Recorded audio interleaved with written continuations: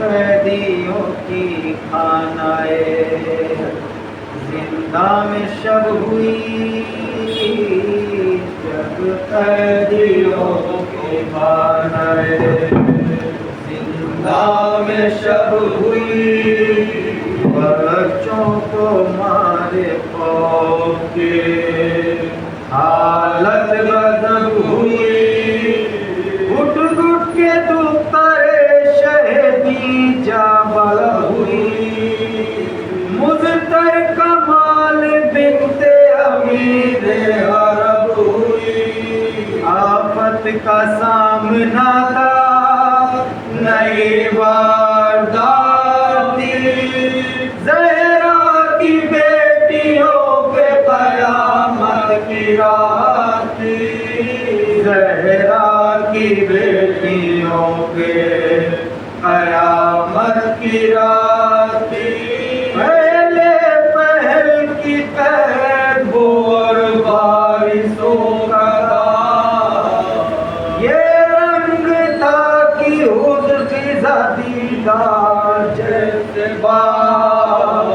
رونے سے اہل بیت کو ایک دم نہ تھا پھرا، نہ چاندنی نہ شمع نہ مشعل نہ مچرا، گل تھا کہ ایسے گھر بھی الہی جہاں میں ہے، ثابت نہیں کہ قبر میں ہے یا مقام میں ہے،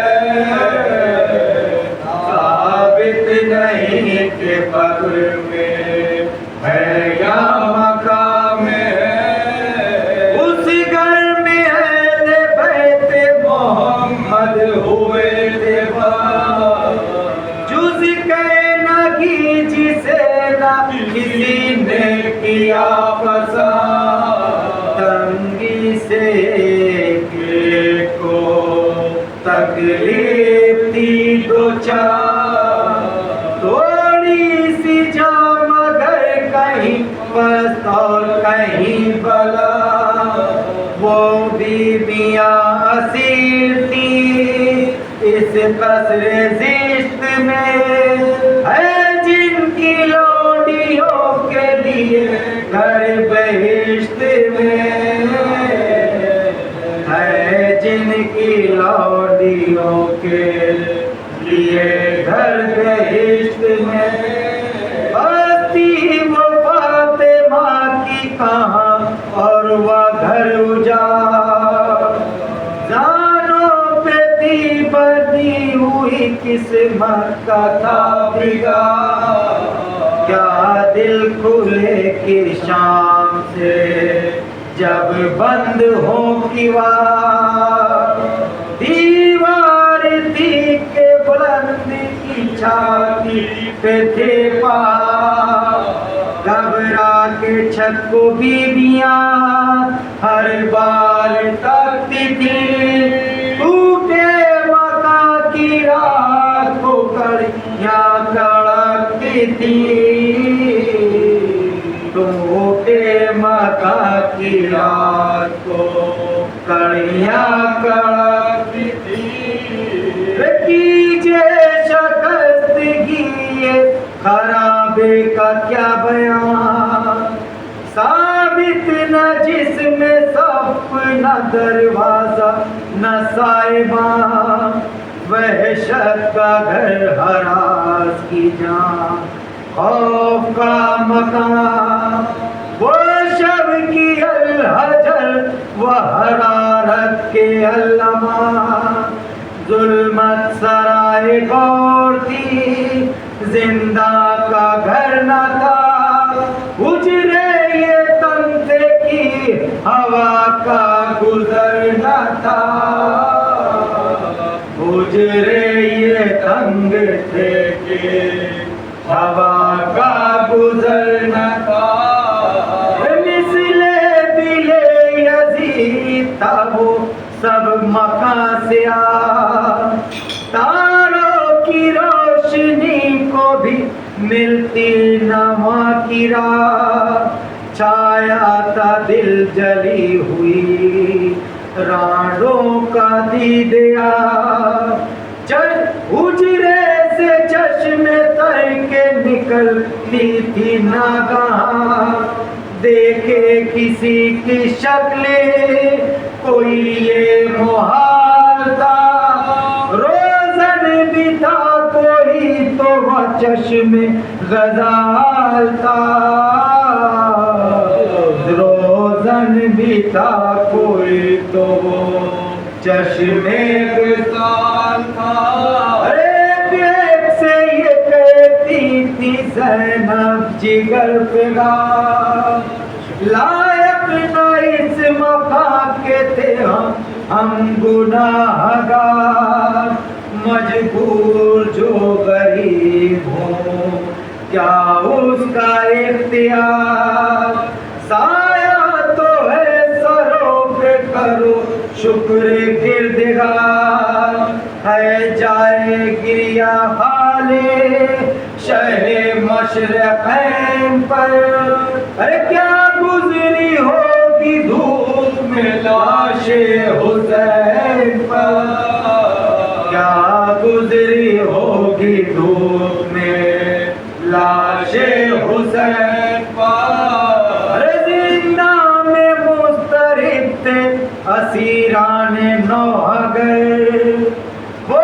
कौलनाक शब वो अंधेरा के अलहजर, बैठी थी फर्श खाक पे रांडे पर नसर, बदली निगाह बानों की चौकी बजा पर, फाकों में कैदियों ने इधर शुक्र रब किया, और उस तरफ यजीद ने खासा तलब किया, और उस तरफ यजीद ने खासा तलब किया, जब कैदियों को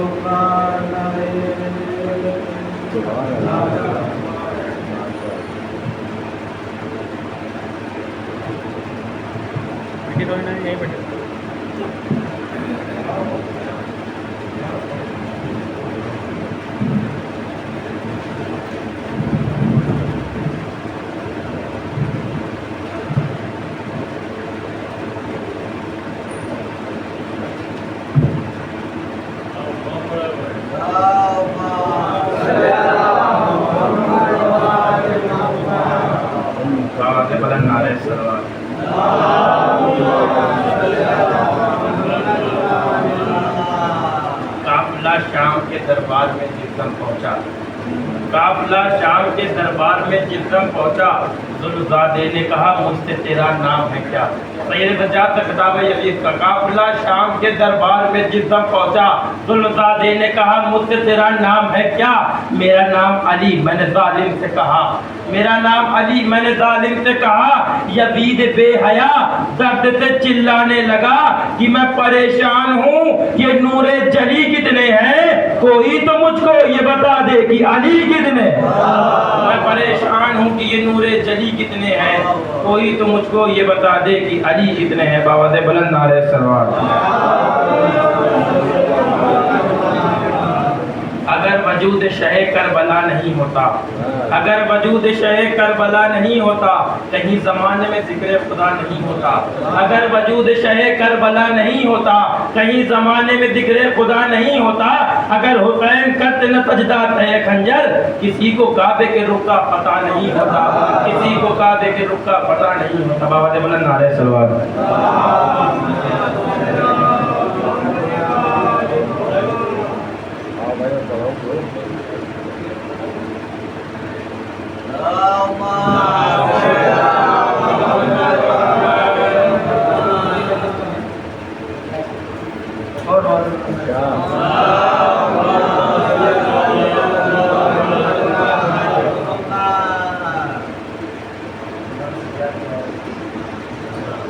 حسین بن کے زمانے پہ چھا گئے سجاد، حسین بن کے زمانے پہ چھا گئے سجاد، کہ جب حسین کے منصب پہ آ گئے سجاد، اور کوئی بھی اس لیے رکھتا نہیں ہے نام یزید، یزید نام کو لعنت بنا گئے سجاد، یزید نام کو لعنت بنا گئے سجاد، اور بنا کے قطبوں کی صورت یزید کے رخ پر، بنا کے قطبوں کی صورت یزید کے رخ پر،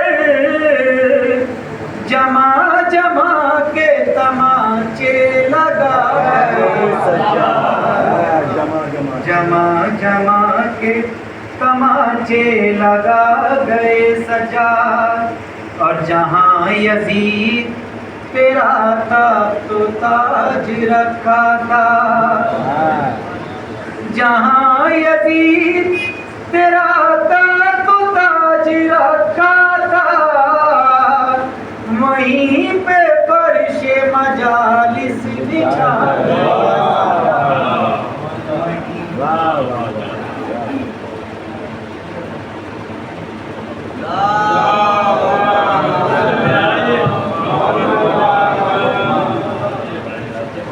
ایک صلوات کا سہارا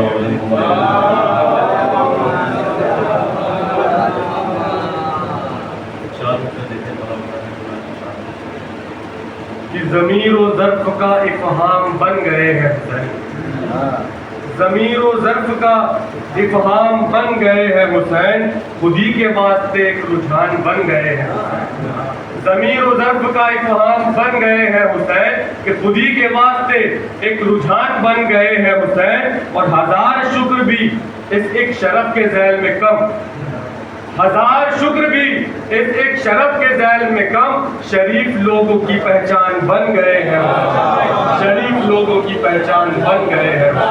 صلوات محمد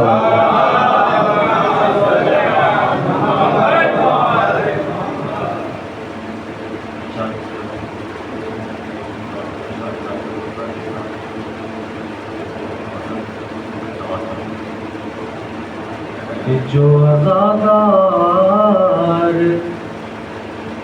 سر فرش عزا بیٹھ گیا، جو عزادار سر فرش عزا بیٹھ گیا، اس کے پہلو میں خود شاہ وفا بیٹھ گیا، اس کے پہلو میں خود شاہ وفا بیٹھ گیا. اب مجھے نہیں پتا کہ مجلس یہاں ہوتے ہیں تو لوگ باہر کیوں کرنے لگتے ہیں. بات ہے جو عزادار سر فرش عزا بیٹھ گیا اور کرتے کرتے جو سفر تھکنے لگا کا نصیب آ کے شبیر کی چوکھٹ پہ رکا بیٹھ گیا. آ کے شبیر کی چوکھٹ پہ رکا بیٹھ گیا. اور ہم نے دیکھا ہے کہ ہر سال خلاف ماتم ہم نے دیکھا ہے کہ ہر سال خلاف ماتم جو بھی طوفان زمانے میں اٹھا بیٹھ گیا. جو بھی طوفان زمانے میں اٹھا بیٹھ گیا. اور ایک پل بھی نہ رکا ماتم سرور لیکن چیختے چیختے مفتی کا گلا بیٹھ گیا. چیختے چیختے مفتی کا گلا بیٹھ گیا. جو عزادار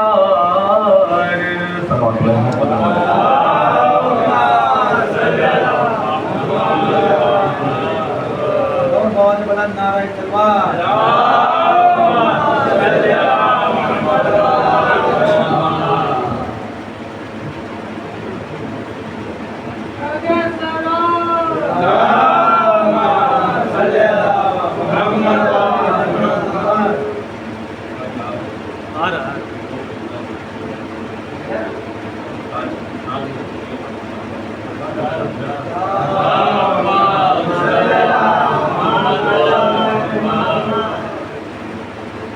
وارث فخر سلیمان ابو طالب ہے. وارث فخر سلیمان ابو طالب ہے. کل عرب جس کا وہ سلطان ابو طالب ہے. کل عرب جس کا وہ سلطان ابو طالب ہے. جب نہ اسلام نہ کلمہ نہ محمد نہ قرآن اس زمانے کے مسلمان ابو طالب ہے. اس زمانے کے مسلمان ابو طالب ہے. جو مناسب نہ تھی وہ بات بتا دی تم نے. جو مناسب نہ تھی وہ بات بتا دی تم نے. اس بہانے سے صحیح بات بتا دی تم نے.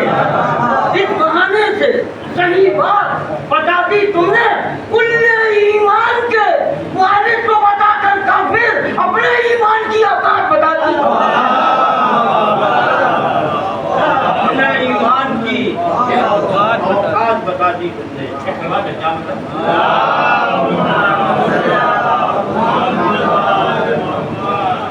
باغیوں کی نسل کو خطرہ ابو طالب کا ہے.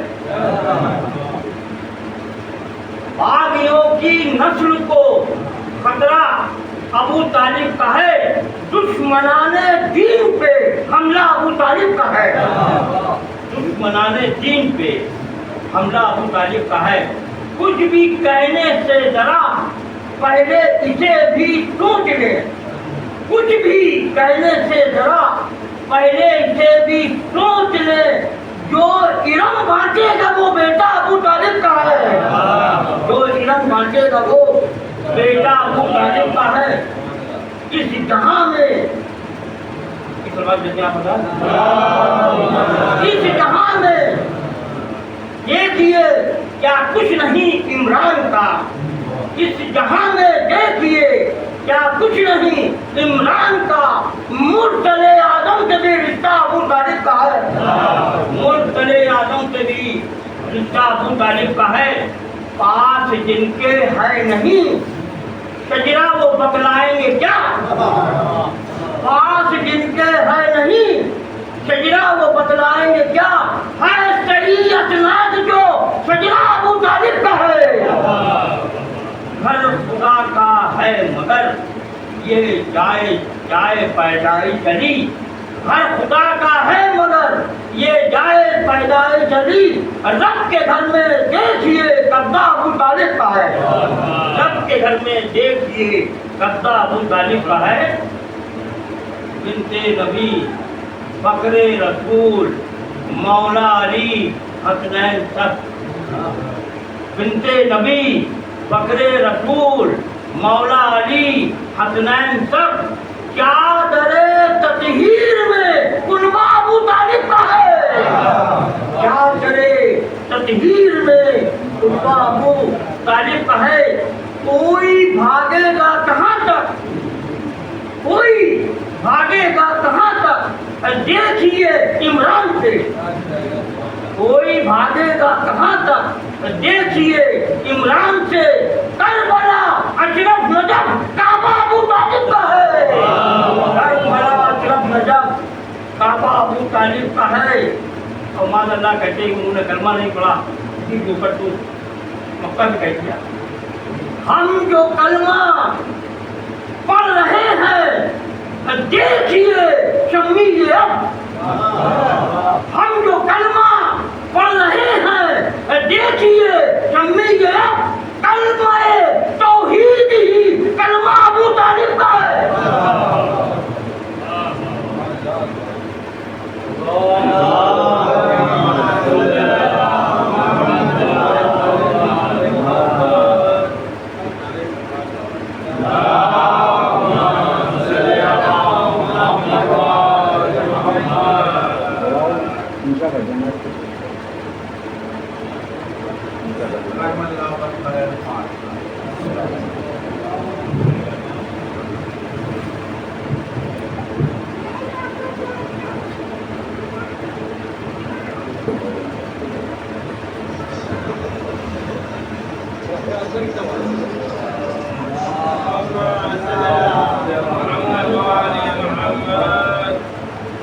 اعوذ باللہ السمیع العلیم من الشیطان اللعین الرجیم. بسم اللہ الرحمن الرحیم.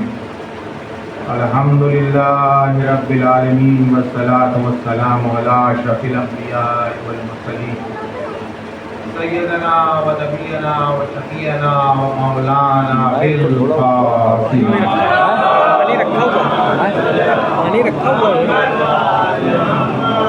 وعلیہ الطیبین الطاہرین المعصومین ولعنۃ اللہ علی اعدائہم اجمعین. اما بعد فقد قال اللہ سبحانہ فی کتابہ الحکیم وهو اصدق الصادقین وقوله الحق بالحق. بسم اللہ الرحمن الرحیم. یسبح للہ ما فی السماوات وما فی الارض ملک القدوس العزیز الحکیم. هو الذي بعث في الأميين رسولا منهم يتلو عليهم آياته ويزكيهم ويعلمهم الكتاب والحكمة ومن كانوا قبل لفي ضلال مبين.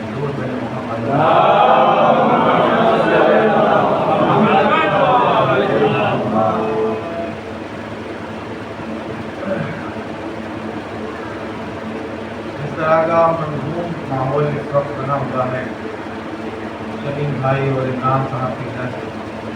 اس سے پہلے کہ میں اپنی گفتگو آغاز کروں, فکری دار نگری کے 4 مصرے آ جا رہے ہیں کہ برسرے ممبر نہیں آئے کسی تدبیر سے.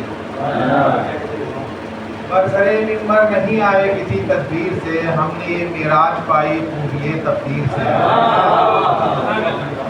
اور ہم نے یہ معراج پائی خوبیے تقدیر سے. اور کم نظر معراج کیا سمجھے الجھ کر رہ گئے, گرمیے بستر سے کچھ ہلتی ہوئی زنجیر. گرمیے بستر سے کچھ ہلتی ہوئی زنجیر.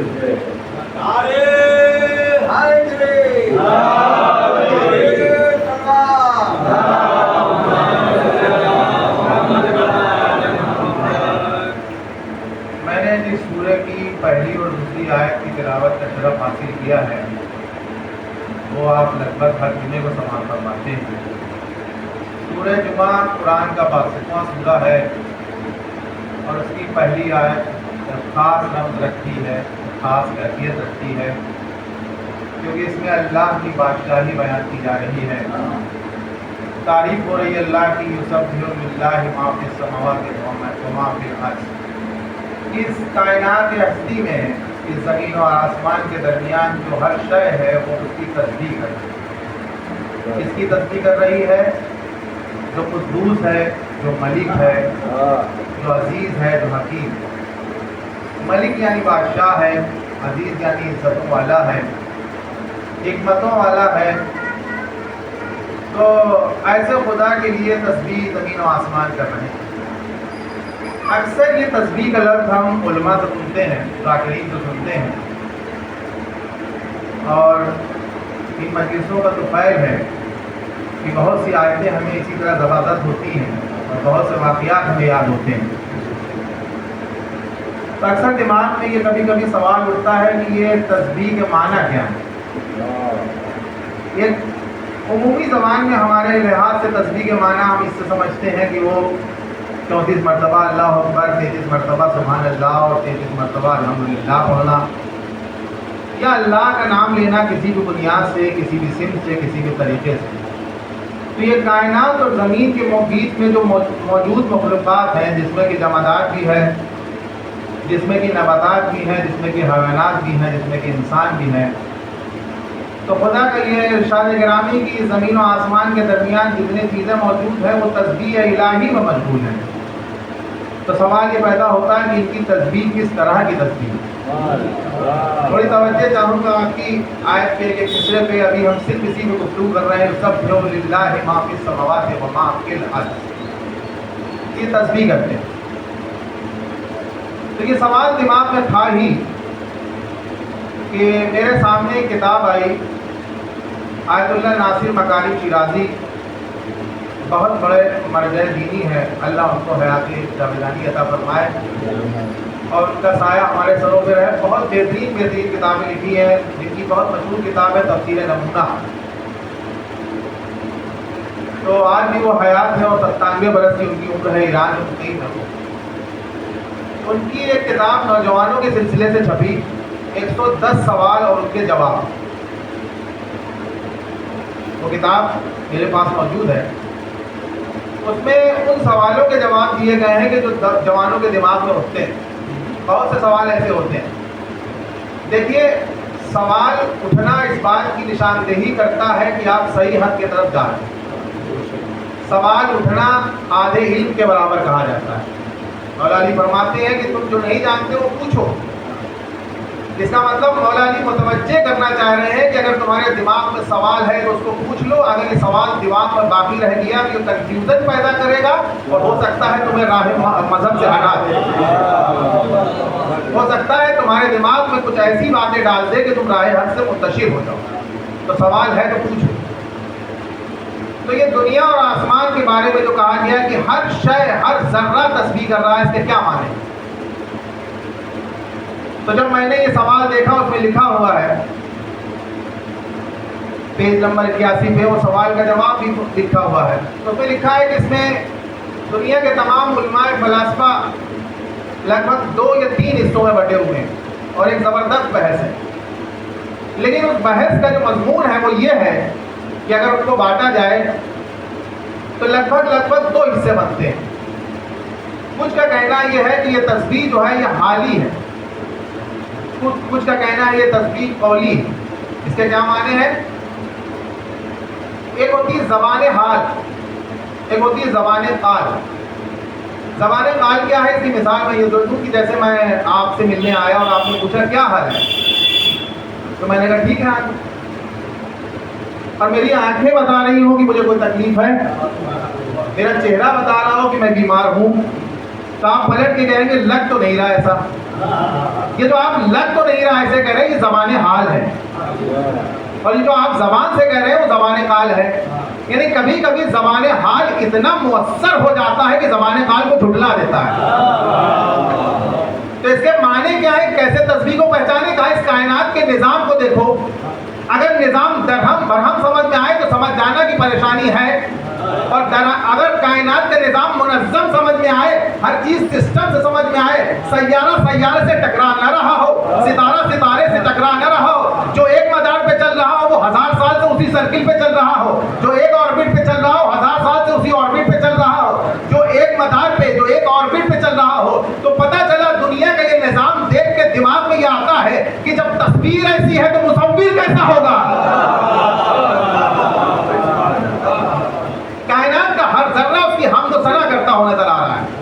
کسی نے کہا کہ اس کے معنی قال کے ہیں، تو انہوں نے مثال کیوں دی کہ دنیا میں ہر چیز تسبیح کر رہی ہے لیکن ہم اس کا ادراک نہیں کر سکتے، اس کو درک نہیں کر سکتے۔ انہوں نے اس کی مثال بھی دی اور کہا بہت سی چیزیں دنیا میں ایسی ہیں کہ جس کو آپ درک نہیں کر سکتے۔ ایسا نہیں کہ آپ نے ہر چیز دنیا کی دیکھ لی، یہیں اس کمرے میں موجود آپ بہت ساری چیزیں نہیں دیکھ پا رہے، اور اگر کسی نے ذرا بھی سائنس پڑھی ہو تو وہ جانتا ہے ہوا محسوس کر سکتے ہیں، ہوا کو دیکھ نہیں سکتے۔ جبکہ سائنٹسٹ سے پوچھیے ہوا میں آکسیجن بھی ہے، اس ہوا میں ہائیڈروجن بھی ہے، اس میں نائٹروجن بھی ہے، اس میں ہیلیم بھی ہے، آپ کو کچھ نہیں دکھ رہا، آپ کو صرف ہوا محسوس ہو رہی ہے۔ اسی طرح سے کہا گیا کہ بھائی آپ اگر آواز سنتے ہیں تو ساری آوازیں آپ نہیں سن سکتے، آپ وہ آوازیں سن سکتے ہیں کہ جن کی فریکوینسی رینج 20 ہرٹز سے زیادہ ہو یا 20,000 سے کم ہو۔ 20,000 سے زیادہ ہوگی تو بھی آپ نہیں سن پائیں گے، 20 ہرٹز سے کم ہوگی تو بھی آپ نہیں سن پائیں گے۔ کہا اسی لیے کبھی کبھی جب زلزلہ آتا ہے تو کہا جاتا ہے جانوروں کو پہلے پتہ چل جاتا ہے، کیونکہ جب ارتھکویک آتا ہے تو اس کی جو فریکوینسی ہوتی ہے وہ 20 ہرٹز سے کم ہوتی ہے، تو جانور کو پہلے پتہ چل جاتا ہے، اس لیے وہ پہلے ہوشیار ہو جاتے ہیں۔ خاص طور پہ کتے کو پہلے پتہ چلتا ہے اور وہ بھونکنا شروع کر دیتا ہے، جانوروں کو پہلے پتہ چلتا ہے اور وہ چوکنے ہو جاتے ہیں۔ تو کبھی کبھی معلوم یہ ہوا کہ جو چیزیں انسان محسوس نہیں کر سکتا اس کا یہ مطلب نہیں کہ وہ موجود نہیں ہے۔ اب آپ کے لیے ایک لطیف پہلو کہہ دوں، جہاں اتنی دقیق گفتگو ہو رہی ہے، وہاں ابھی انہوں نے پڑھا ابو طالب کی شان میں، تو میں نے کہا 20 ہرٹز سے کم فریکوینسی والی چیزیں صرف کتا ہی پڑھ سکتا ہے، اور مجھے پتا نہیں وہ کون سی صفت کے لوگ تھے جنہوں نے ابو طالب سے یہ سن لیا کہ کان میں کہتے رہے لیکن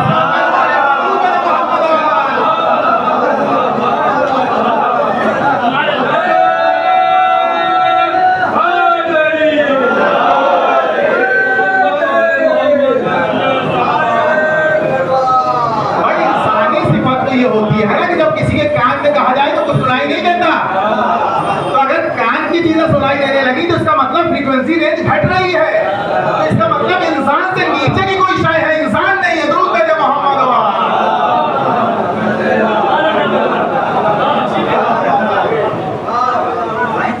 تو یسبح للہ ما فی السماوات و ما فی الارض، یعنی اس کائنات ہستی میں جو ہر شے پائی جاتی ہے وہ اس کی تسبیح کر رہی ہے۔ وہ کون؟ پروردگار کی جس کی 4 صفتیں، سماوات و ما فی الارض، ملک القدوس العزیز الحکیم، یعنی وہ ملک ہے، بادشاہ ہے، قدوس ہے، پاک صفات والا ہے، عزیز ہے، صاحب عزت، صاحب قوت ہے، اور حکمتوں والا ہے۔ 4 صفات ہیں۔ اور پھر اس کی اگلی آیت میں کیا کہنے اس پروردگار کے، اس کی اگلی آیت میں اپنے حبیب کی 4 صفتیں بیان کر رہا ہے۔ هو الذی بعث فی الامین رسولا منہم یتلو علیہم وآیاتہ ویزکیہم ویعلمہم الکتاب والحکمہ، یہ وہ رسول ہے جو تلاوت قرآنی کی یا آیات قرآنی کی تلاوت کرتا ہے، ویزکیہم اور تمہارے نفوس کا تزکیہ کرتا ہے، ویعلمہم الکتاب والحکمہ اور تمہیں کتاب اور حکمت کی تعلیم دیتا ہے۔ تو آپ مجھے کہنے دیجئے کہ وہ ذات کی کیا عظمت و شان ہوگی، اس شخصیت کی کیا بلندی ہوگی، اس کے رفعت کمال کی کیا شان ہوگی کہ جس کو سامنے لا کے اللہ اپنی شان و توصیف بیان کر رہا، یعنی اپنی شان کے بعد اللہ اس کی شان بیان کر رہا، تو اس کی ذات کیا ہوگی۔ اور حقیقت امر تو یہ ہے کہ ہمارے ادراک کی اتنی سکت نہیں کہ ہم اس کی شان بیان کر سکیں، ہم اللہ کی شان کی کیا بات کرتے ہیں، ہم رسول کی شان بیان کرنے کے قابل ہیں۔ اس لیے کہ یہ حقیقت امر ہے کہ ناقص کبھی کامل کی حقیقت بیان نہیں کر سکتا۔ دیکھیے عقلی اصول بھی ہے، تھوڑا سا وقت آپ کا چاہوں گا۔ عقلی اصول بھی ہے، کمال کی منزل سے نقص کو سمجھا جا سکتا ہے لیکن نقص کی منزل سے کمال کو نہیں سمجھا جا سکتا۔ کمال کی منزل سے نقص کو سمجھا جا سکتا ہے لیکن نفس کی منزل سے کمال کو نہیں سمجھا جا سکتا. یعنی ہم محمد و آل محمد کو کیوں نہیں سمجھ سکتے؟ کہ وہ منزل کمال پہ ہیں، ہم منزل نفس پہ ہیں. تو کمال کی منزل سے وہ ہمیں سمجھ سکتے ہیں، لیکن ہم نفس کی منزل سے انہیں نہیں سمجھ سکتے. درود بھیجیں محمد و آل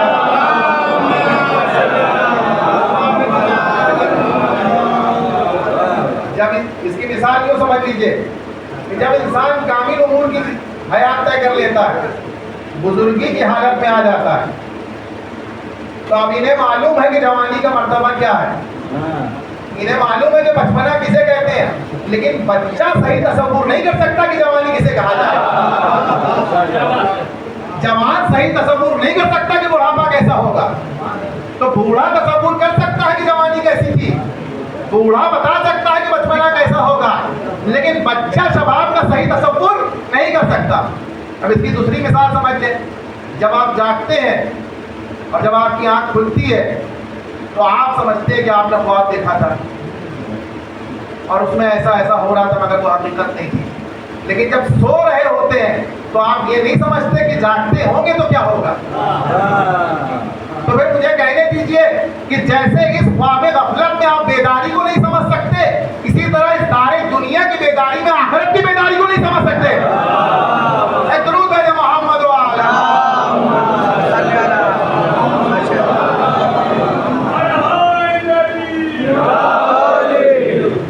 فلسفے میں مخلوقات کے 4 حصے تقسیم کیے گئے ہیں، آپ بہتر جانتے ہیں.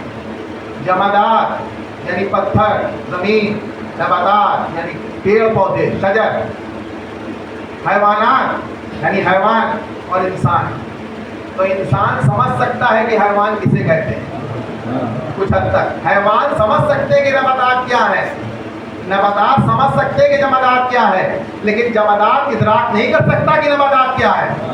نباتات نہیں سمجھ سکتے کہ حیوانات کیا ہے، حیوانات نہیں سمجھ سکتے کہ انسان کیا ہے، اور انسان نہیں سمجھ سکتے کہ انبیاء کیا ہے.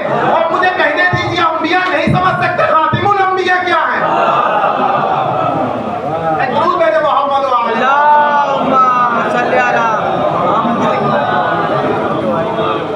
تو جب یہ طے ہو گیا کہ ہم سمجھ ہی نہیں سکتے، اور ہم کیا انبیاء نہیں سمجھ سکتے خاتم الانبیاء کیا ہے، تو پھر ایک سوال سب ذہن میں آتا ہے کہ جب انبیاء نہیں سمجھ سکتے خاتم الانبیاء کیا ہے، تو یہ شان رسالت کے جو جلسے ہوتے ہیں، یہ شان نبوت کے جو قصیدے ہوتے ہیں، وہ کس سلسلے میں ہوتے ہیں.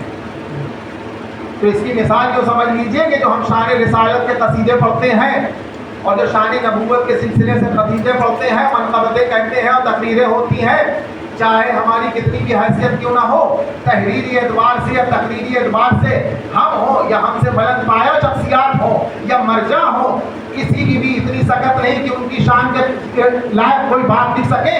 تو پھر یہ کیسے ممکن ہے کہ جب ہم ان کا ادراک نہیں کر سکتے تو یہ شان نبوت کے سلسلے میں جشن کیوں ہوتے ہیں. تو اس کی مثال جو سمجھ لیجئے کہ ایک سمندر میں سوئی ڈال دیجئے آپ، تو وہ سوئی اپنے اندر سمندر کو سمو تو نہیں سکتی، وہ سوئی کے اندر سمندر سما تو نہیں سکتا، لیکن اس کے ناکے میں جتنی وسعت ہوگی اتنا تو سمندر آ ہی جائے گا. اس کے ناکے میں جتنی وسعت ہوگی اتنا تو سمندر آ ہی جائے گا. تو اللہ یہ نہیں کہتا تم ہماری معرفت کامل کر لو، اپنے کشتی ذہن کو فضائل محمد و آل محمد کے سمندر میں ڈال دو، جتنی وسعت ہوگی اتنی تو آ ہی جائے گا.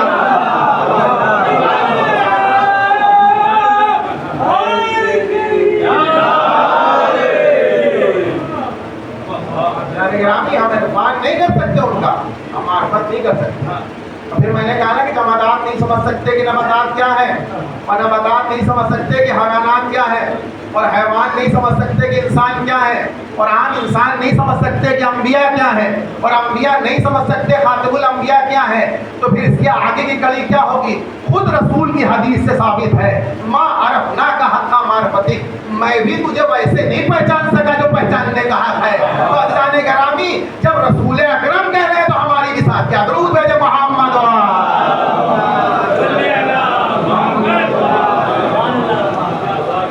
مگر یہ بھی ایک دینی فریضہ ہے، یہ بھی سمجھ لیجئے کہ حق معرفت ہونا واجب ہے، بغیر اس سے آپ کی فلاح بہبودی نہیں ہے، اس لیے کہ فروع دین میں تقلید ہے، اصول دین میں تقلید حرام ہے۔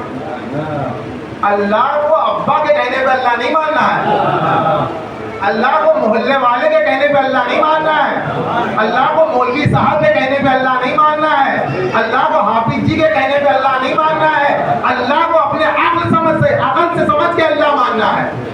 اب یہ نہیں ہے کہ اب اس میں عالم میں بھی کوئی قید نہیں ہے کہ عالم ہی اللہ مانے اور آپ کو سمجھائے، نہ عالم کی قید ہے نہ جاہل کی قید ہے۔ اب ضروری نہیں ہے کہ اپنے آپ کو ارسطو افلاطون کے فلسفے سے قائل کریں تب اللہ مانے، اس لیے کہ جس کی جیسی بساط ہے اس طرح سے اپنے معرفت کا دائرہ بڑھائے۔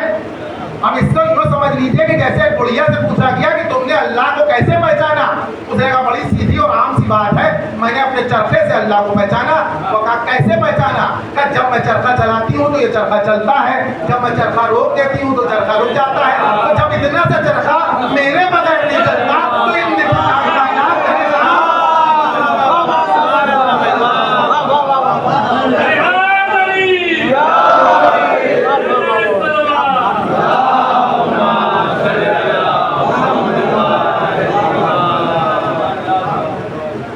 نظام کائنات کا نظام اتنا بڑا ہے تو بغیر چلانے والے کے کیسے چلے گا؟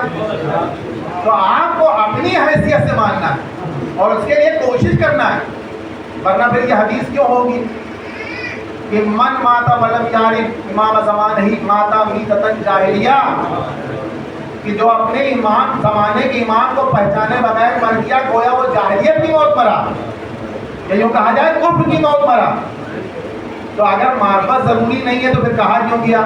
لیکن اپنا اللہ عادل ہے، اس نے یہ نہیں کہا کہ تم حق معرفت ادا کر دو، اس نے کہا جتنی تمہاری بساط ہے اتنا ادا کرو، لیکن کوشش کرنا ہے۔ اور اسی حدیث کے سلسلے میں ایک بات ذہن میں آ گئی، رب سے گفتگو تھوڑا سا توڑ کے آپ کی ذہن میں لاؤں کہ جب یہ حدیث جو بہت مشہور حدیث ہے ہمارے یہاں، تو یہ ہمارے یہاں حدیث نہیں ہے، دیکھیے کچھ حدیثیں ایسی ہیں کہ جو متفق علیہ دونوں میں برابر ہیں، اہل تسنن میں بھی اہل تشیع میں بھی۔ تو آیت اللہ علی نقی صاحب یعنی نقل صاحب مشہور جو ہیں، وہ ایک واقعہ بیان کرتے ہیں کہ علامہ اقبال کے پوتے غالباً، علامہ اقبال کا جو مذہب تھا اہل تسنن تھا، وہ الگ بات ہے کہ وہ سنت وہ ادا کرتے تھے جو رسول کی سنت تھی۔ رسول کی سنت کیا ہے؟ اہل بیت سے محبت، بھائی تو کرتے تھے وہ، اس حساب سے تو ہم خود اہل سنت ہیں، اور ہم سے بڑا اہل سنت کون ہوگا؟ اس لیے کہ سنت رسول یہی کہ ہمارے اقربا سے محبت اور درود بھیجے محمد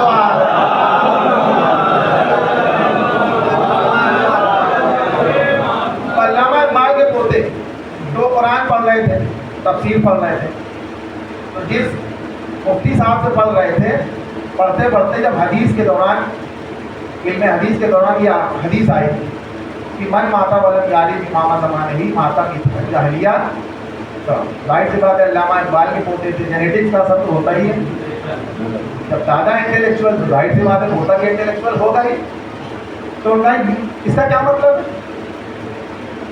تو انہوں نے جلدی سے بتانا کہا، ارے اس کا مطلب یہ کہ جو زمانے کے ایمان کو نہ پہچانے اور مر جائے وہ جاہلیت پڑھ کر رہے ہیں ابھی سے 100 سال پہلے، تو اس زمانے کے امام کون ہے؟ انہوں نے فوراً سوال کیا کہ اس زمانے میں ہمارے امام کون ہیں؟ اب یہ ادھر ادھر آئے بائیں دائیں، امام کبھی ہدایت کو بتایا کبھی کسی نہیں، یہ نہیں تھا، یہ کہیں لکھا کہا اس زمانے کے امام کو پہچانے بغیر، تو پھر اگلے دن آئے وہ پھر میں نے سبق شروع کر نہیں پہلے والی حدیث کی تشریح کہ وہ امام زمانے کے کون ہے، تو یہ پھر آئے دائیں کہنے لگے کہ آپ سے اچھا تو آپ ہی سمجھاتے ہیں، ان کے امام موجود ہیں اور وہ اس کی دلیل دیتے ہیں، درود بھیجے محمد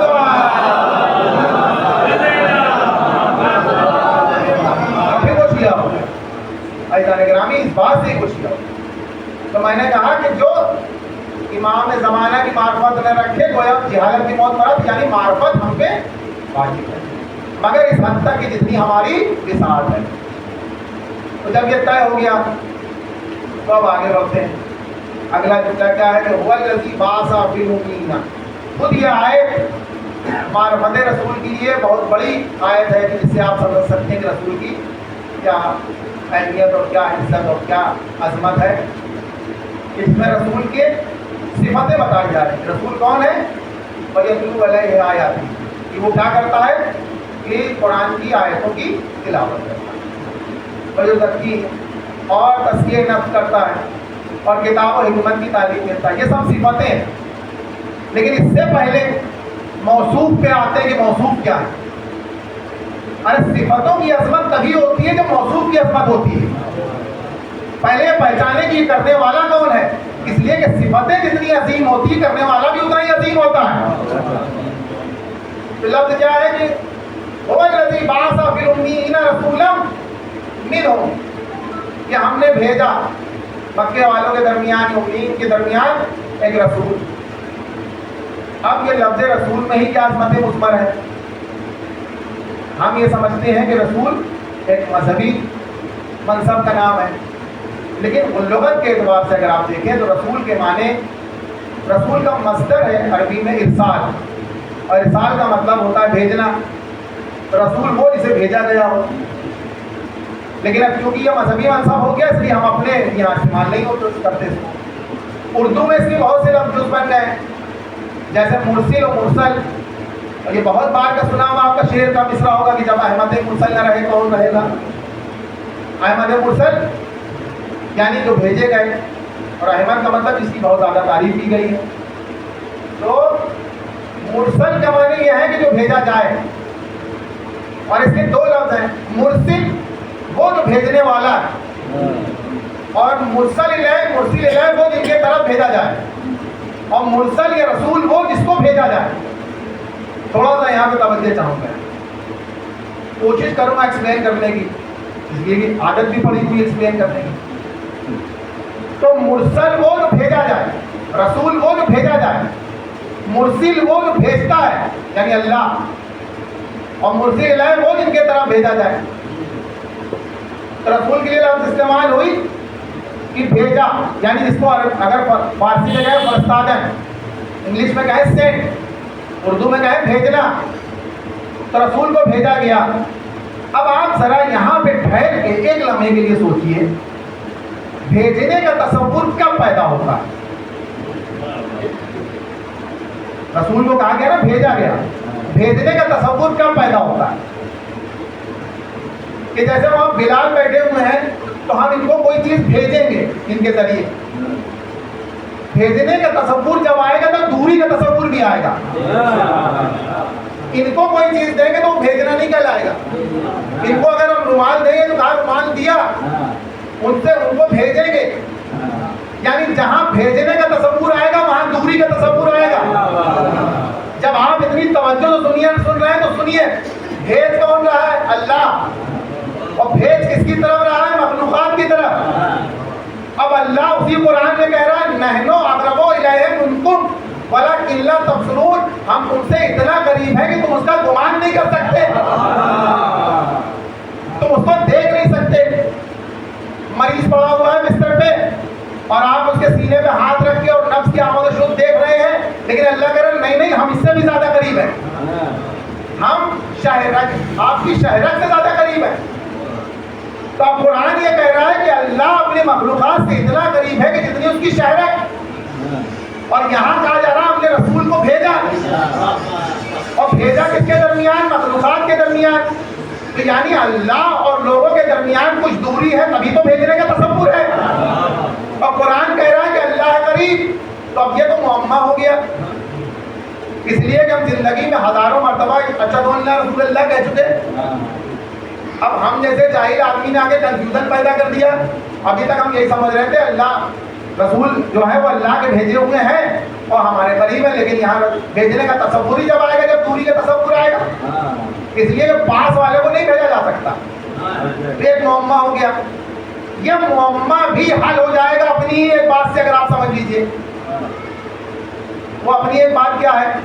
اب تھوڑا رک کے یہیں پر یہ معمہ بن گیا نا کہ ایک تو اللہ میں بھیجنے کا تصور جب آئے گا جب دوری ہو، اور اللہ کہہ رہا ہے ہم تم سے اتنا قریب ہیں کہ کوئی اس سے زیادہ قریب ہے نہیں، شہرت سے زیادہ قریب ہے. تو یہ معمہ کیسے حل ہو؟ تو اپنی ایک بات سے سالو ہو جائے گا. اپنی ایک بات کیا ہے؟ ہم جتنی عبادت کرتے ہیں اس عبادت کا انحصار قبولیت نیت پہ ہوتا ہے. ساری عبادت جو کرتے ہیں وہ نیت، انما الاعمال بالنیات، ہماری عبادت کا انحصار کس پہ ہے؟ نیت پہ. اور نیت کیا ہے؟ قربتا اللہ، اللہ کے قریب ہونے کے لیے، اللہ کے قریب ہونے کے لیے. اب آپ دیکھ لیجیے کوئی بھی عبادت، اب جو بھی عبادت آپ دیکھیں گے اس میں قربتا اللہ ہوگا. وضو کر رہے ہیں تو قربتا اللہ، غسل کر رہے ہیں تو قربتا اللہ، نماز پڑھ رہے ہیں تو قربتا اللہ، روزہ رکھ رہے ہیں تو قربتا اللہ. اور اگر یہ قربتا اللہ نہیں ہے تو پھر کیا عبادت نہیں ہے، نمائش ہے. بھائی آپ نے وضو کیا، چاہے جس فقہ کے اعتبار سے کیا، مسا یوں کیا یا ہیر پھیر کے جیسے بھی کیا، پیر میں مسا کیا یا پیر ہی دھو لیے، اس سے مراد نہیں ہے. لیکن اگر قربتا اللہ نہیں ہے تو معاف کریے گا، یہ صفائی تو ہو گئی لیکن وضو نہیں ہوا.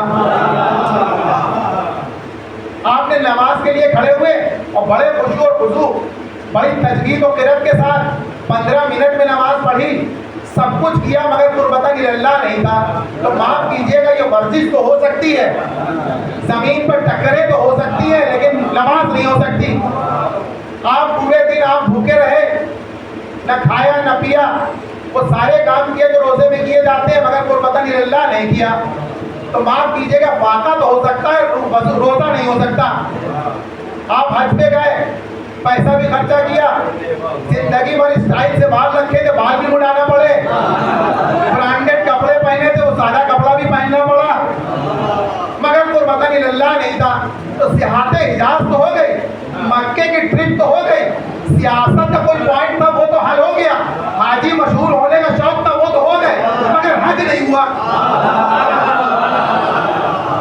تو اس کا مطلب ہر عبادت کا انحصار کس پہ ہے؟ قربتا اللہ، اللہ کے قریب ہو جائے. تو اگر آپ اس قریب کو سمجھ لیجئے تو اس دور کو بھی سمجھ لیں گے. ایک درود بھیجے محمد و آل محمد. اگر آپ اس قریب کو سمجھ لیجئے تو اس دور کو بھی سمجھ لیں گے. تو جہاں تک میرے سمجھ میں یہ بات آئی، اور جب میں نے آیت اللہ نقرن صاحب کی علم و دانش کتاب پڑھی اور توحید کے سلسلے میں وہ گفتگو کرتے ہیں، تو وہ کہتے ہیں کہ باری تعالیٰ وہ نقطۂ کمال مطلق ہے کہ جتنا ہم نقائص میں گرفتار ہوں گے، جتنا ہم گناہ میں گرفتار ہوں گے، اتنا زیادہ اس سے دور ہوں گے. جیسے جیسے عبادتیں کرتے جائیں گے، برائیاں کم ہوتی جائیں گی، اس کے قریب ہوتے جائیں گے. درود بھیجو محمد و آل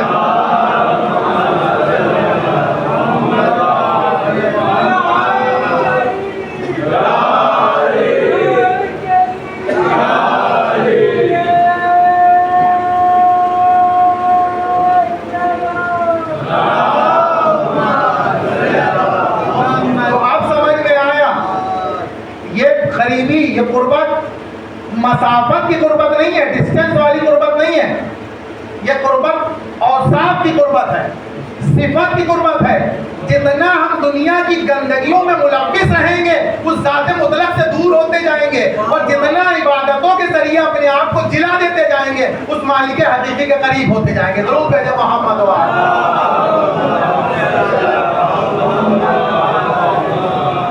تو عبادت کا فلسفہ کیا ہے؟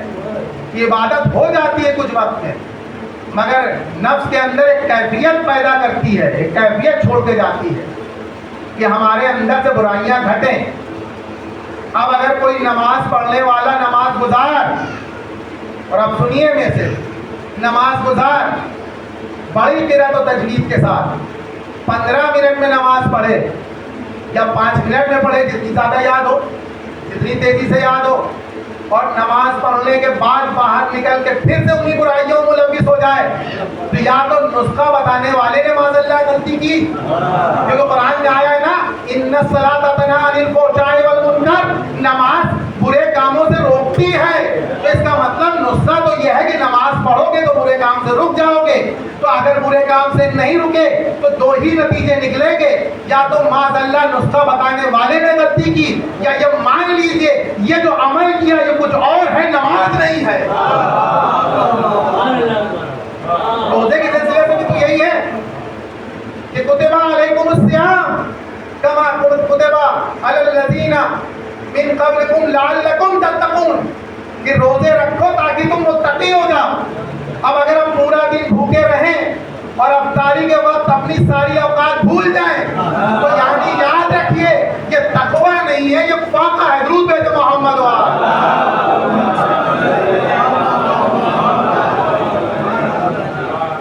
تو پھر اب میں تمام عالم اسلام کو متوجہ کر کے اور یہاں پر ایک بڑی عام فہم بات کہوں کہ جب یہ طے ہو گیا کہ یہ دوری اور یہ قرب مسافت کا قرب نہیں ہے، صفتوں کا قرب ہے. اب چونکہ رسول کے آنے سے پہلے دنیا برائیوں میں اتنی ملوث تھی کہ اللہ کو بھیجنے کی ضرورت پڑی، دینے کی ضرورت نہیں پڑی، اس لیے کہ دوری تھی. رسول کے آنے کے بعد وہ دوری گھٹتی ہے، رسول کے پہلے وہ دوری زیادہ تھی، اسی لیے رسول کو بھیجا گیا.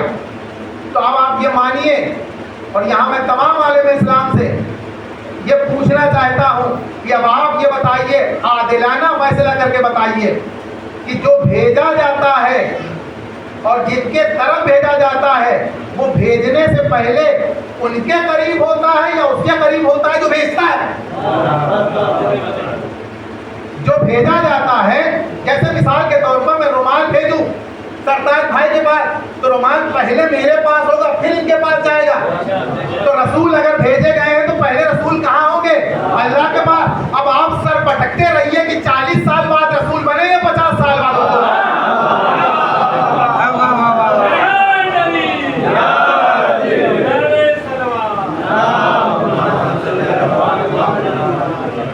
اس لیے کہ اللہ وہ نہیں ہے جو تجربے کے اعتبار سے یہ طے کرے کہ یہ اس کے افعال اچھے ہیں، یہ صادق ہے اور یہ امین ہے تو اب اس کو رسول بنا دیا جائے. یا کہنے دیجئے کہ اللہ رسالت اس لیے دیتا ہے کہ وہ معصوم تھے، معصوم اس لیے نہیں بناتا کہ وہ رسول ہیں. پھر تو سنیے، اللہ رسول اس لیے بناتا ہے کہ وہ معصوم تھے، معصوم اس لیے نہیں بناتا کہ وہ رسول تھے. ورنہ کل کو کوئی انگلی اٹھا دے گا ہم نے کون سی غلطی کری خلیفہ بنا کے. اس لیے کہ اللہ نے پہلے سے پیمانہ بنا دیا. ہمارے یہاں پیمانہ یہ ہے منصب بعد میں ملتا ہے، حکومت پہلے ملتی ہے. درود ہے محمد و آل محمد. جو معصوم ہوتا ہے وہ نبی بنتا ہے، جو معصوم ہوتا ہے وہ ولی بنتا ہے. ولی بن کے معصوم نہیں ہوتا ہے، رسول بن کے معصوم نہیں ہوتا ہے. ایک درود بھیجے محمد و آل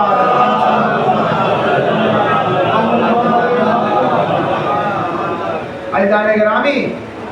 تو محمد و آل محمد وہ صاحب عصمت و کرم کمالات ہیں کہ جن کو منصب اس لیے ملا ہے کہ وہ معصوم. اللہ نے اپنے مستقبل کے آئینے میں ازل سے اللہ دیکھ رہا تھا جس کو معصوم پایا اس کو ازل سے رسالت دے دی. مگر وہ انسانوں کی فطرت بھی جانتا ہے کہ یہ ایسے نہیں مانتے، تجربے کے بیس پہ مانتے ہیں. تو ازل سے رسالت دے دی، لیکن 40 سال کی خاموش زندگی اس لیے تھی کہ تم تجربہ کر لو کہ یہ صادق و امین ہے یا نہیں ہے. درود بھیجے محمد و آل.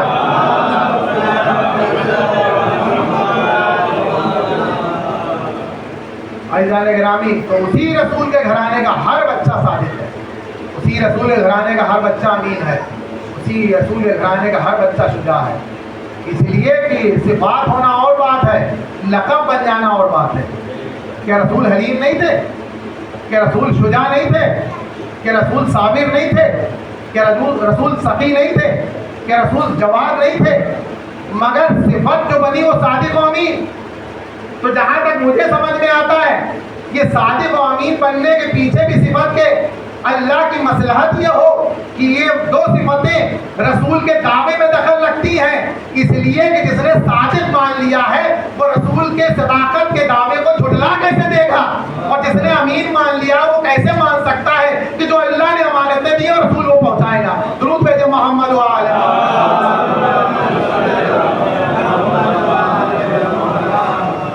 اور اسی صداقت اور امانت کا ایک کاروان کربلا میں آیا تھا، اور اسی صداقت اور امانت کو بچانے کے لیے جو رسول نے 50 बरस पहले मुसलमानों के दरमियान थी, और 50 बरस में वो हाल कर दिया कि अगर ये लश्कर हुसैनी ना उठता तो उस दुनिया से इस्लाम का नाम भी नहीं होता। और क्या बात की जाए मौला हुसैन की, क्या बात की जाए मौला सज्जाद की, इस घराने के बच्चे बच्चे ने इस्लाम के नाम को बुलंद किया। आज मेरा जी चाहता है कि उस छोटी बच्ची नन्ही सकीना का बयान करें। आए वो सकीना, आए वो नन्ही बच्ची जिसको मौला ने तहज्जुद की नमाजों में भेजा था। उस बच्ची की अजमत का अंदाज़ा कीजिए कि मौला ने कहा था पालने वाले मुझे एक बच्ची दे दे जो मेरे सीने पे सोए, जिसके सीने पर सर रखने में मुझे सुकून मिले, इसीलिए तस्कीन मिले, इसीलिए नाम सकीना रखा है। अरब और इराक में कुछ जगह कहा जाता है कि इनका नाम रुकैया था। मैं कहूँगा नाम कुछ भी रख लीजिए मगर दर्द की कैफियत नहीं बदलेगी, इसलिए कि सकीना उस पुरदर्द बच्ची का नाम है कि जिसका हर लम्हा दर्द है, जिसकी हर आह सर्द है। कौन सकीना? वो सकीना जो 3.5 बरस की बच्ची जिसने इतने तमाचे खाए हैं कि हमारा 12वां हाजी कहता है कि सलाम उस नन्ही बच्ची पर कि जिसके गालों का रंग करबला से कूफा, कूफा से शाम तक बदलता रहा। जैसे आम माँ बाप अपने बच्चों को कहानियाँ सुनाया करते हैं, वैसे मौला हुसैन भी बीबी सकीना वो कहानियाँ सुनाया करते थे। शाम का एक वाक़या है कि एक औरत ने बीवी को सदक़े का खाना दिया। क्या बच्ची तू भूखी लग रही है, खाना खा ले। बीवी को ख्याल आ गया हम आले मोहम्मद के घराने से, हमका सदका हराम है। वो औरत दौड़ी दौड़ी गई, नजर के कुछ खुरमे लेके आई। कहा बीवी ये खा लीजिए मगर उससे पहले एक काम करिए, खाने के बाद दुआ कर दीजिए। कहा मैले बात है तो दुआ बता, खाएंगे बाद में, पहले तेरी दुआ कबूल होने की दुआ करें। उनका मेरा शौहर वतन से बाहर गया है, दुआ कर दीजिए कि साथ खैरियत के वापस आ जाए। बीवी ने कहा आमीन। दूसरी दुआ कही, तीसरी दुआ अगर साहिब औलाद हो तो सीने पे हाथ रख के सोचना। उस औरत ने कहा कि बीवी दुआ कर दीजिए कि जैसे आप यतीम हुई है मेरे बच्चे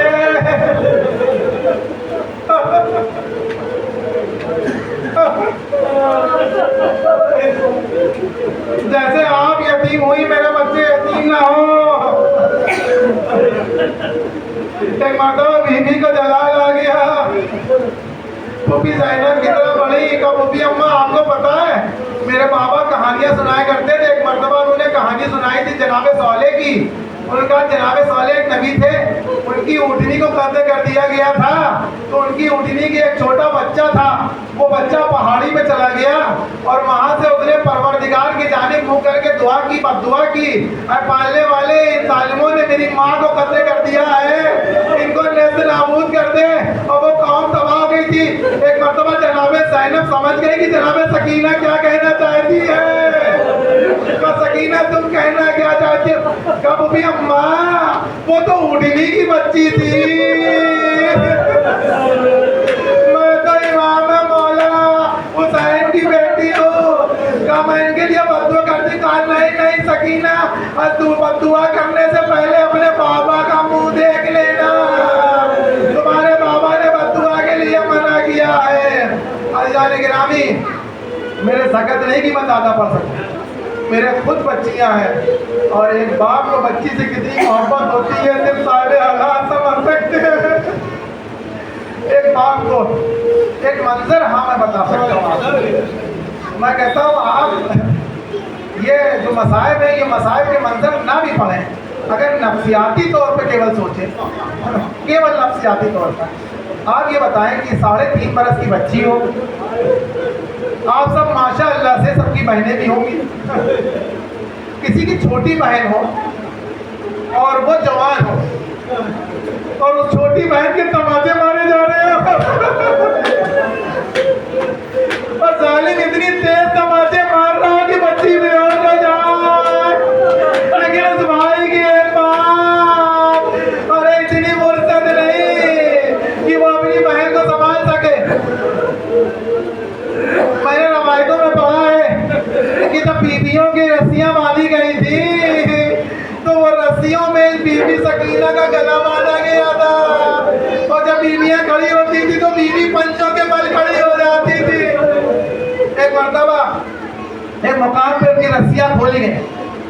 ہوتا ہے, آپ نے دیکھا ہوگا, اکثر دیکھا ہوگا کہ اگر آپ کے بچے کو کوئی دوسرا غیر پکڑے ہوتا ہے تو بچہ اس میں تھوڑا اپنے آپ کو مجبور محسوس کر رہا ہوتا ہے اور آپ تکلفاً کچھ نہ کہہ رہے ہوں, مگر آپ کو بھی اچھا نہ لگ رہا ہو. جب وہ آدمی اس بچی کو چھوڑتا ہے اور وہ بچی صرف آپ کی طرف لپک کے آتی ہے, جب رسیاں کھلی نا تو جناب سکینہ نے باہیں پھیلا کے سید سجاد کی طرف دوڑی اور گلے میں باہیں ڈال دی. ایک مرتبہ جناب سید سجاد کے گلے سے آواز نکلی, بی بی نے پوچھا یہ کیا؟ کہا بیٹا کچھ نہیں. کہا بھیا بتائیے تو یہ کیا؟ کہا بیٹا یہ گلے میں جو توق پڑی ہوئی ہے نا, یہ توق اتنی گرم ہو گئی ہے جب کوئی ان کو ہلاتا ہے تو یہ کھال میں بے وقت ہو جاتی ہے. ایک مرتبہ بی بی سکینہ کو کہیں سے پانی ملا, وہ ان ٹاپوں میں ڈالنے لگی. کہا سیدہ سجاد نے کہا بیٹا یہ کیا کر رہی ہو؟ کہا میں یہ چاہ رہے بھیا کہ کچھ تو ٹھنڈی ہو جائے, آپ کو راحت مل جائے. آئے وہ سکینہ ایک مرتبہ شام کے زندان میں خواب سے چونک کے اٹھی, رونا چالو کیا. زینب نے پوچھا کیا ہوا بیٹا؟ کہا میں نے بابا کو دیکھا تھا, بابا آئے تھے. کہا سکینہ بہت جلد تم مجھ سے آگے ملو گی. ایک مرتبہ عورتوں نے رونا شروع کیا. ایک مرتبہ شام کے دربار میں یہ بات پہنچی, یزید نے پوچھا کون یہ بچی رو رہی ہے؟ کسی نے کہا حسین کی 4 سالہ بچی رو رہی ہے. ایک مرتبہ اس نے کہا جاؤ حسین کا سر اس کے تک پہنچا دو. اب وہ سر لے کے چلا, ظالم سر لے کے تخت پہ چلا, اور ایک ساتھ میں مشعل بھی تھی. مشعل کی روشنی میں بی بی نے تخت کو آگے جاتے ہوئے دیکھا. کہا اس وقت ہم کھانا نہیں کھائیں گے, ہم پانی نہیں پیئیں گے. اس نے تخت سے پردہ ہٹایا, جو بابا کا سر دیکھا. ایک مرتبہ بی بی نے کہا بابا آپ کو جب دیکھا تھا تو رگے گردن کٹی نہ تھی. بابا اگر آپ کو بیٹی سے محبت ہے تو خدا را میرے پاس خود آئیے. تخت سے سر بلند ہوا, سکینہ کے گود میں آیا. سکینہ نے اس کو احسان میں لیا, اتنا روئی کہ گر گئی. ایک شور برپا ہوا کہ شام کی رونے والی رخصت کر گئی. انا للہ و انا الیہ راجعون. جزاک اللہ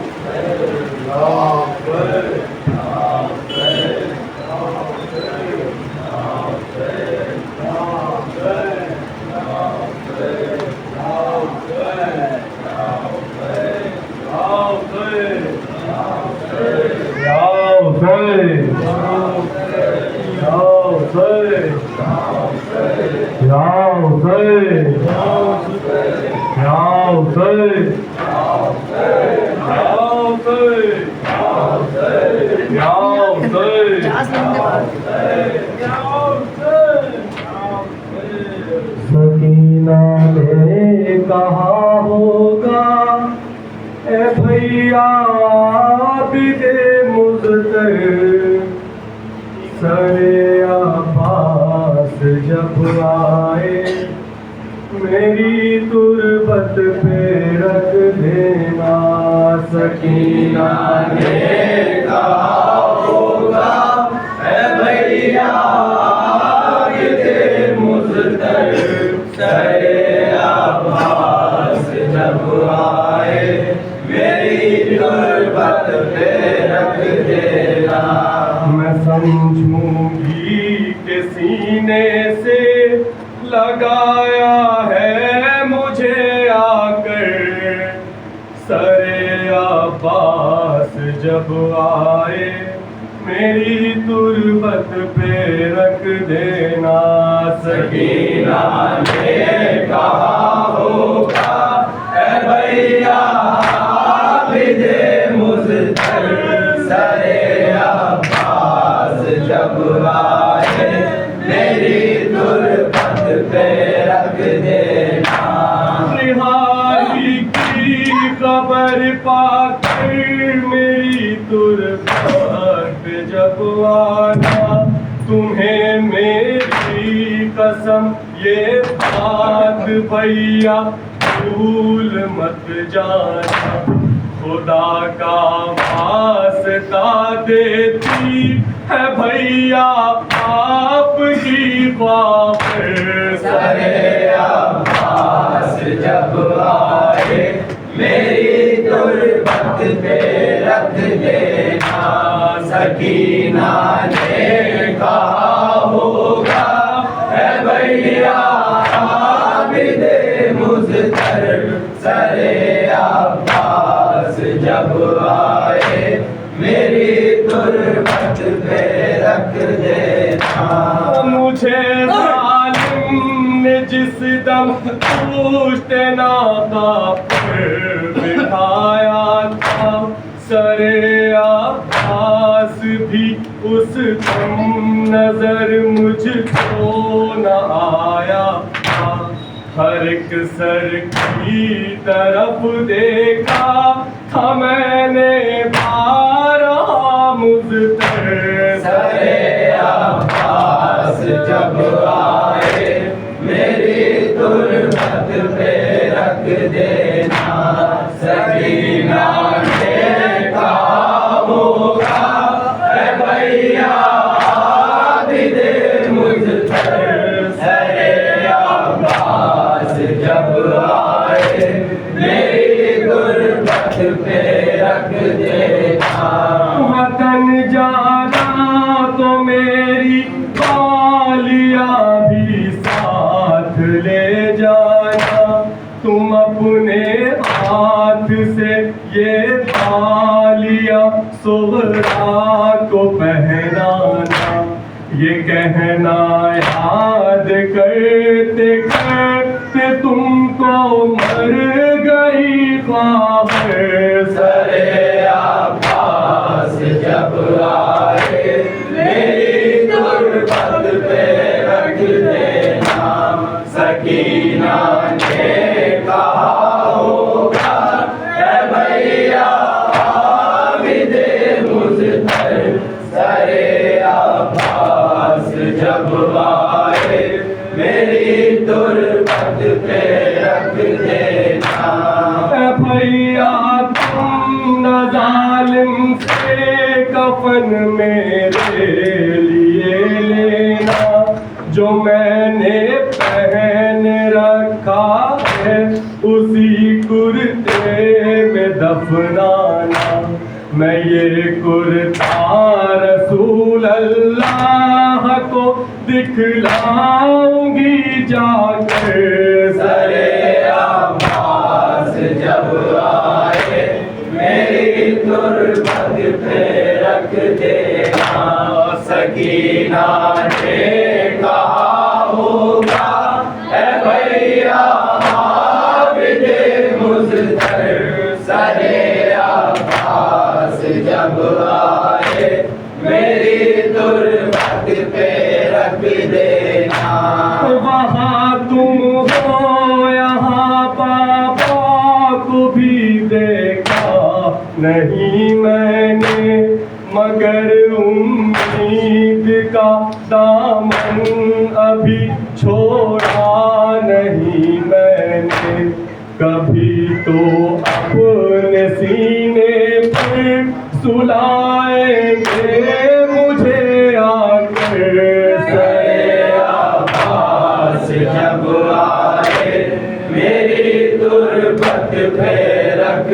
دینا سکینہ نے کہا ہوگا اے بھیا عابد مضطر سرے عباس جب آئے میری تربت پہ رکھ دینا بھیا قیدیوں سے کیا کوئی ملنے نہیں آتا ہماری بد نصیبی پر ترس کوئی نہیں کھاتا ہمارا اس بھری دنیا میں کیا کوئی نہیں آپ سرے عباس جب آئے میری تربت پہ رکھ دینا سکینہ نے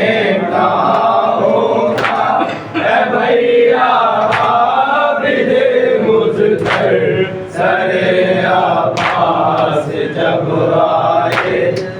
میری تربت پہ رکھ دینا اندھیروں میں سکینہ کی صدا تھی اماں پھوپھی اماں مجھے بابا سے ملا دو زندہ کے اندھیروں میں سکینہ کی صدا تھی اماں پھوپھی اماں مجھے بابا سے ملا دو کے اندھیروں میں سکینہ کی صدا تھی اماں پھوپھی اماں مجھے بابا سے ملا دو زندہ کے اندھیروں میں سکینہ کی صدا تھی اماں پھوپھی اماں مجھے بابا سے ملا دو آئے تھے مجھے خواب میں لینے میرے بابا زخمی تھا بدن خون میں ڈوبا تھا ماما آئے تھے مجھے خواب میں لینے میرے بابا زخمی تھا بدن خون میں ڈوبا تھا ماما اس خواب کی الفی مجھے تعبیر بتا دو اماں پھوپھی اماں مجھے بابا سے ملا دو زندہ کے اندھیروں میں سکینہ کی صدا تھی اماں پھوپھی اماں مجھے بابا سے ملا دو اس طرح کا گندا کبھی دیکھا نہ سنا ہے احساس یتیمی میرا دم گھوٹ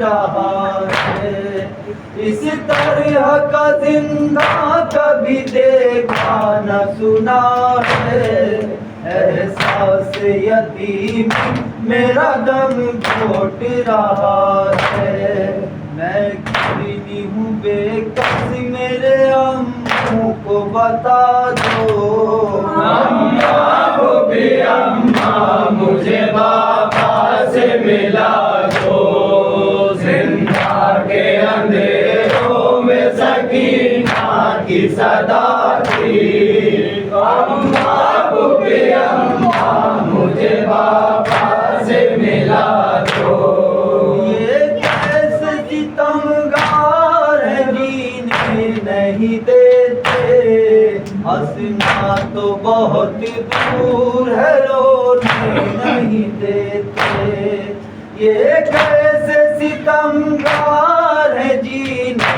نہیں دیتے ہنسنا تو بہت دور ہے رونے نہیں دیتے کیا میری خطا ہے مجھے بس اتنا بتا دو اماں پھوپھی اماں مجھے بابا سے ملا دو زندہ کے اندھیروں میں سکینہ کی صدا تھی اماں پھوپھی اماں مجھے بابا سے ملا دو رکھے ہوئے زان ہوئے زینب پہ سکینہ چپ ہو گئی یہ کہتی ہوئی ہے کہ یتیمہ سر رکھے ہوئے زان ہوئے زینب پہ سکینہ چپ ہو گئی یہ کہتی ہوئی شہ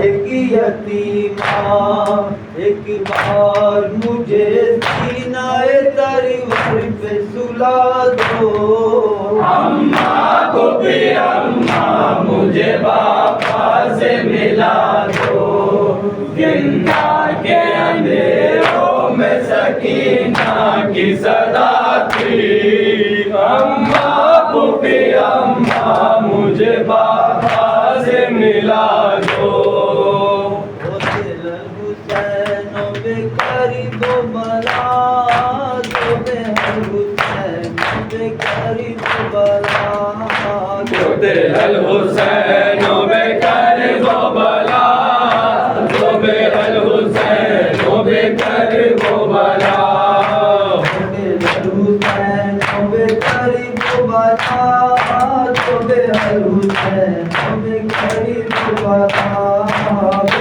الحسین بکر وہ بلا صبح الحسین بکر وہ بلا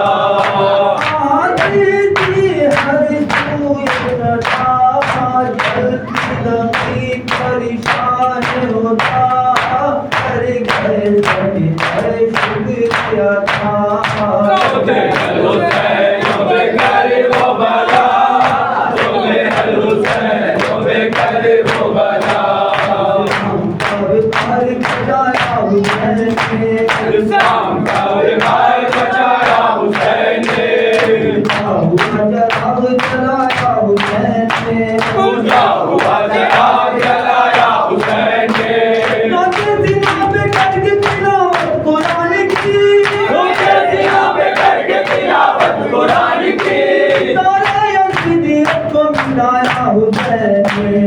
بغل الحسین بکر وہ بلا صبح الحسین بکر وہ بلا